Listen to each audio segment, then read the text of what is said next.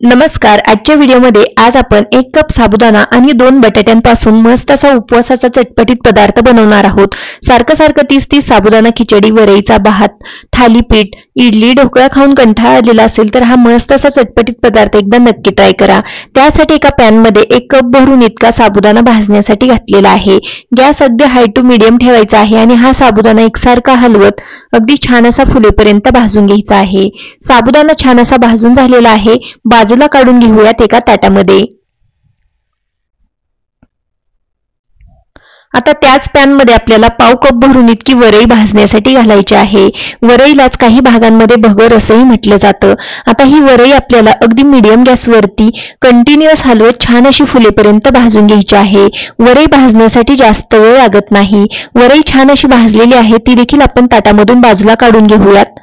साबुदाणा आणि वरई एकत्रित अशी मिक्स केलेली आहे. आता ही ताटामध्ये छान अशी पसरून घेऊयात आणि पूर्णपणे थंड करून घेऊयात.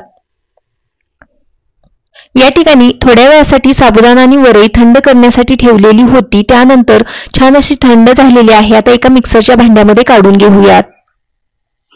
मिक्सरच्या भांड्यामध्ये काढल्यानंतर आपल्याला हे मिक्सरला अगदी छान असं बारीक करून घ्यायचं आहे. अगदी बारीकसर अशी याची आपल्याला पूड बनवून घ्यायची आहे. या ठिकाणी साबुदाणा आणि वरई अगदी छान अशी बारीक करून घेतलेली आहे. जास्तही जाड ठेवायची नाही. बारीकसर अशा प्रकारची याची पूड आपल्याला बनवून घ्यायची आहे. पुढच्या कृतीकडे वळूयात. या ठिकाणी 2 बटाटे मी उकडून साल काढून घेतलेले आहेत. एका बाउलमध्ये आपल्याला हे बटाटे एका किसणीने किसून घ्यायचे आहेत. या ठिकाणी हे बटाटे किसण्यासाठी मी अशा प्रकारची छोटी किसणी वापरलेली आहे. मोठ्या किसणीचा देखील तुम्ही इथं वापर करू शकता. याच पद्धतीने दोन्ही बटाटे मी किसून घेत आहे. हा पदार्थ बनवण्यासाठी आपल्याला साबुदाणा भिजवण्याची आवश्यकता नाही किंवा वरई देखील भिजवण्याची आवश्यकता नाही. फक्त बटाटे उकडले की हा झटपट तयार होणारा उपवासाचा आपण चटपटीत पदार्थ बनवू शकतो.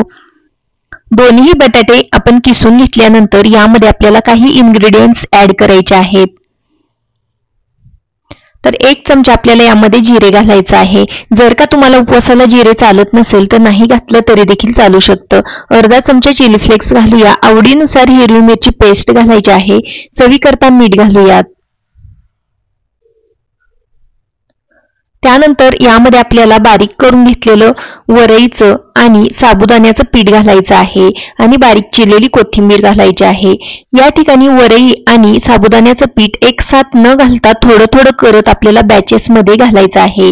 बटाट्याच्या मॉइश्चरमध्ये आपल्याला हे पीठ आहे ते छान असं मळून घ्यायचं आहे. त्यामुळे जसं पीठ लागेल तसं आपल्याला यामध्ये थोडं करत ऍड करायचं आहे. एकसाथ हे पीठ आपल्याला यामध्ये घालायचं नाही. तर याच पद्धतीने हे मिश्रण आहे ते हाताने अगदी छान असं प्रेस करत आपल्याला मळून घ्यायचं आहे. याचा अगदी छान असा घट्टसर गोळा आपल्याला बनवून घ्यायचा आहे. या ठिकाणी हे पीठ मळत असतानाच मी यामध्ये 2 चमचे इतकं भाजून घेतलेलं शेंगदाण्याचा कूट घालणार आहे. हा कूट तुम्ही सुरुवातीला देखील घालू शकता. माझा घालायचा राहिलेला होता, त्यामुळे या ठिकाणी या स्टेजला घालून मी हे व्यवस्थित असं मिक्स करून याचा छान असा गोळा बनवून घेतलेला आहे. अगदी घट्टसर असा आपल्याला याचा गोळा बनवून घ्यायचा आहे. तर बनवलेल्या पिठापैकी अगदी 2 चमचे इतकंच पीठ शिल्लक राहिलेलं आहे आणि बाकीच्या पिठामध्ये हे मिश्रण आहे ते छान असं मळून घेतलेलं आहे. एक्स्ट्राचं पाणी यामध्ये अजिबात घालायचं नाही. बटाट्यामध्ये जे मॉइश्चर आहे त्यामध्येच हे पीठ छान असं मळून घ्यायचं आहे. पीठ मळून झाल्यानंतर अगदी 5 ते 10 मिनिटासाठी हे भिजण्यासाठी बाजूला ठेवायचं आहे. त्यानंतर याचे छान असे आपल्याला गोळे करून घ्यायचे आहेत. हे पहा, या पद्धतीने अगदी छोटे याचे बॉल्स आपल्याला बनवून घ्यायचे आहेत. बॉल्स ऐवजी तुम्ही याचे कटलेट्स देखील बनवू शकता किंवा आहे हा अख्खा गोळा तुम्ही पोळपटवरती लाटू शकता आणि याला छान असं कट करून ट्रायंगल शेप मध्ये याचे छान असे पॅटीस देखील बनवू शकता. अगदी कटलेट या अशा प्रकारचे बॉल्स किंवा पॅटीस देखील या मिश्रणापासून बनवून तयार होतं. तर या ठिकाणी बघू शकता अशा प्रकारचे छोटे बॉल्स मी या मिश्रणाचे बनवून घेत आहे.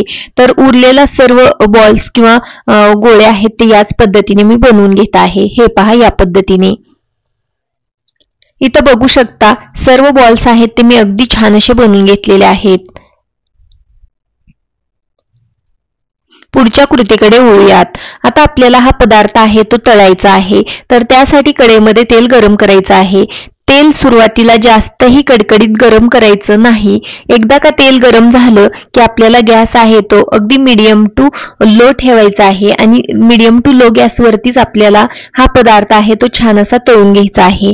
जर का तुम्ही हाय गॅसवरती तळलं तर हा पदार्थ आतून कच्चा राहू शकतो.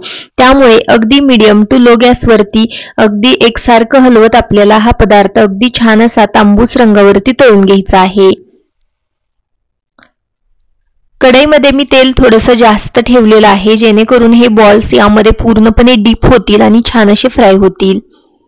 अधूनमधून हलवत आपल्याला हे बॉल्स छान असे फ्राय करून घ्यायचे आहेत. थोड्या वेळासाठी तळल्यानंतर तुम्ही बघू शकता याला कलर काय सुंदर आलेला आहे. आता हा पदार्थ खाण्यासाठी आतून अगदी सॉफ्ट आणि वरच्या बाजूने अगदी क्रिस्पी बनून तयार होतो. तर या ठिकाणी तुम्ही बघू शकता याला कलर अतिशय सुंदर आलेला आहे आणि या स्टेजला मी गॅस अगदी लो ठेवलेला आहे आणि लो गॅसवरती तळल्यामुळे हा मस्त असा कुरकुरीत अशा प्रकारचा पदार्थ वरच्या बाजूने दिसत आहे. तळून झाल्यानंतर आपण एका प्लेटमध्ये काढून घेऊयात. या ठिकाणी या पदार्थाची एक बॅच आहे ती मी छान अशी तळून घेतलेली आहे. आता दुसरी बॅच देखील मी याच पद्धतीने तळून घेणार आहे. तळल्यानंतर तुम्ही बघू शकता याला कलर अगदी सुंदर आलेला आहे. याच्यासोबत खाण्यासाठी मी या ठिकाणी हिरवी मिरची देखील तळून घेतलेली आहे. हा पदार्थ वरच्या बाजूने अगदी क्रिस्पी आणि आतल्या बाजूने सॉफ्ट बनून तयार होतो. दह्यासोबत सर्व करू शकता किंवा ओल्या नारळाच्या चटणीसोबत सर्व करू शकता किंवा शेंगदाणा चटणी सोबत देखील सर्व करू शकता. व्हिडिओ आवडला असेल तर व्हिडिओला पटकन एक लाईक नक्की